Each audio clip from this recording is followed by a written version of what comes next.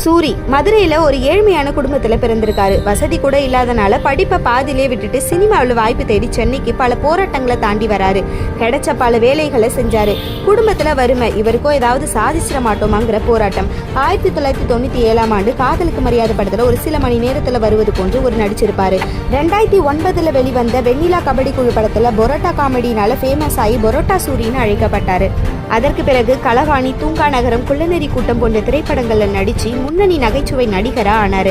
அடுத்தடுத்து அவர் நடித்த எல்லா படங்களும் வெற்றி படங்களாக அமைய ஆரம்பிச்சது. 2013 வெளியான வருத்தப்படாத வாலிப சங்கம் படத்திற்காக சர்வதேச தென்னிந்திய திரைப்பட விருதும் வாங்கினார். இந்திய அரசு 2019 கலைமாமணி விருது வழங்கி பெருமைப்படுத்தியது.